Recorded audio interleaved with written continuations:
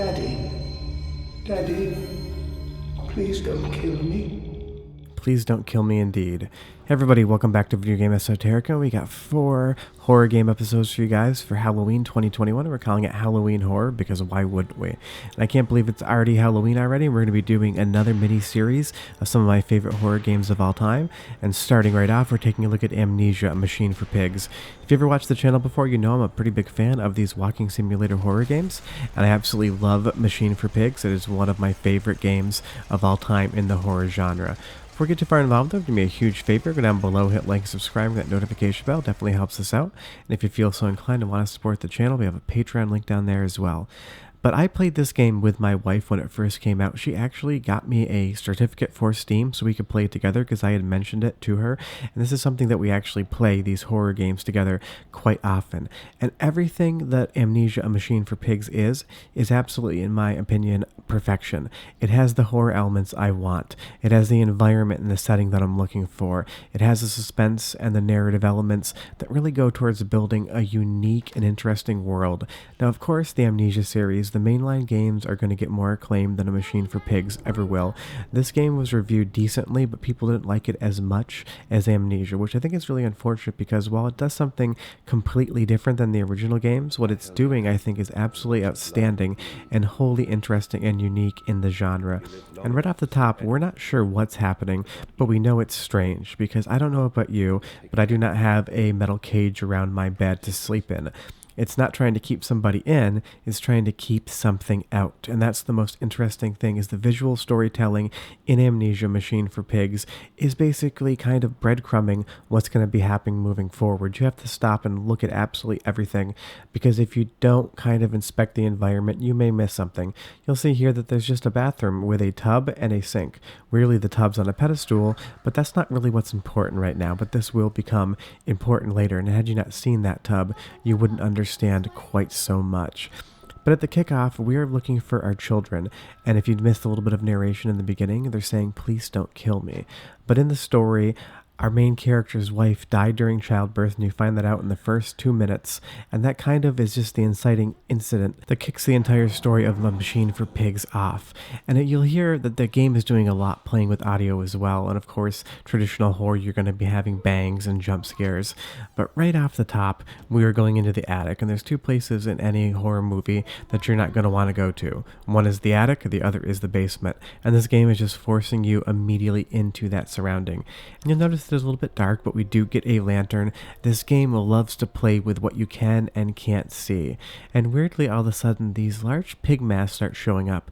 You don't know why they're there. You will find out, but this game is just showing you things that are going to make you ask questions, even if you're not sure of what the answers are yet.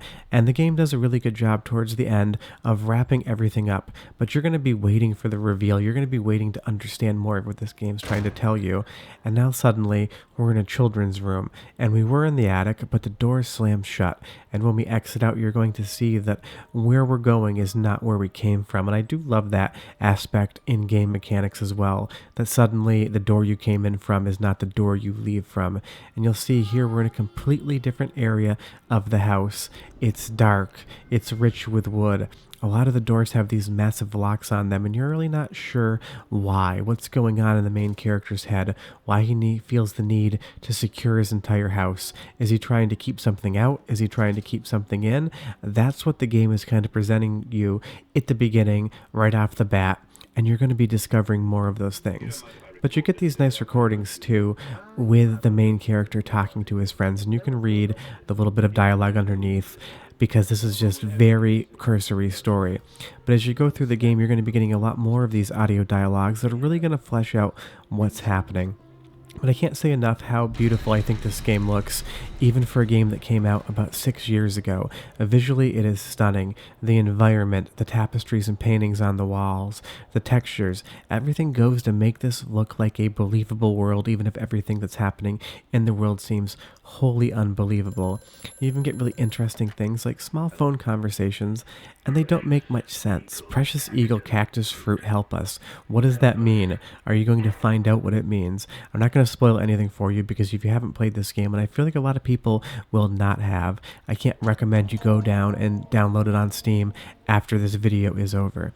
But you'll see here we found a secret passage through our main character's office and hunting room area, and quickly two children run by. You just see them out of the corner of your eye. But as we double back, we're starting to see that there are some paintings that are actually one-way mirrors. You can see into the office right here. But if we take a quick turn around the corner, we're going to find something a little bit more unseemly. The game will slow down and you'll see these sketches. Someone's head is crushed in. There's naked women dancing around in portraits. And now suddenly we're in that same bathroom that we saw before. Had you not walked into that room, you would not realize that our main character has a voyeurism fetish and he's been watching people bathe in his own house. It's strange, but that's what the game is telling you.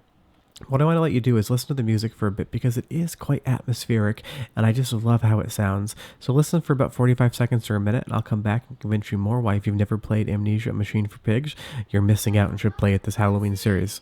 But be right back. Go and see.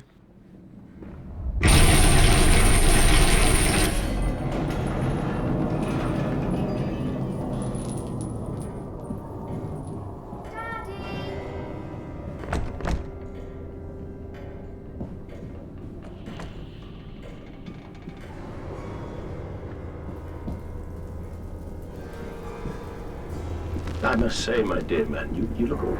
Yes, I seem to have picked up something rather nasty in Mexico. I do understand what you've been through. A lesser man would have crumbled. Yet you have made all of this. Your great factory, your charity. It is a wonder for one man alone. It will all be made clear, Professor. But first, a drink.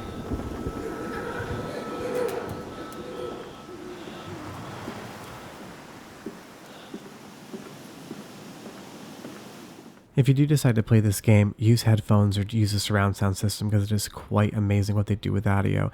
And taking a look in here, there are real world photographs and it looks like the British Raj of India. And strange story, in the intro of this video, I use it specifically, there's a very quick clip cutaway of a skull on a wall. And I took that at the Maharaja's old house in Chapsley, India, the old British seat of summer government. And that was a building that felt so much like a Machine for Pigs that it was quite creepy to be there and seeing photographs of people from 100 years ago that were long dead and seeing their hunting trophies on the wall. So I definitely have a very special connection to this game because it reminds me of something that happened in real life. But you'll see here, we're in a completely different environment in the game.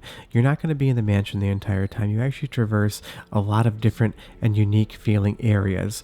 And our main character is still looking for his children, but the question isn't where are his children. The real question is what happened to his children. And I'm keeping this video spoiler free because if you've never played the game before, it does a lot of incredible things with narrative. Just listen to this really quickly. Tremendous, but I have seen the future, your 20th century, and let me tell you this, a far greater slaughter awaits you there. I seek to save the world by blood now, before millions fall beneath history, pushed under by blade, bullet, and gas.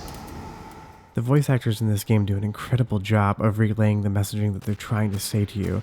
And you'll see here, this isn't just a walking simulator. There are puzzle elements and there are sequences where you actually are under attack by certain entities in the world. They are very stress-inducing.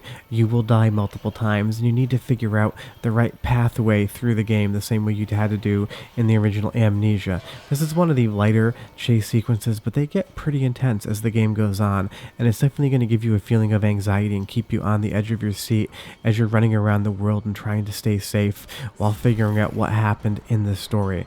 And you'll see there we just warp through to a completely different area as we were running away from that enemy. The game loves to play around with its pacing. Some moments you're going to be spending 15-20 minutes just trying to solve a puzzle or traversing the environment and reading notes. Other times you're going to be running for your life for about 3 to 5 minutes. And it does a great job of keeping that pacing going. Never quite sure what's going to be around the corner, never quite sure what's coming next. And that is a really nice feeling in a horror game. It gives you the space to breathe and take in the environment and the story, but it also forces you into extremely stressful circumstances. But that is Amnesia, a Machine for Pigs. I think it's an absolutely amazing, stunning game that I feel like not many people played and a lot more people should have. But yeah, if you have any questions or comments, so leave them down below. I've chatted with you guys if you played this game. I'd love to know what you think. I'll have videos throughout the week as well, but I'll be back next Tuesday with another episode of Halloween Horror 2021. But short of that, thanks so much for watching. Go down below and hit like and subscribe, and I will see you next Tuesday with another episode. Bye-bye.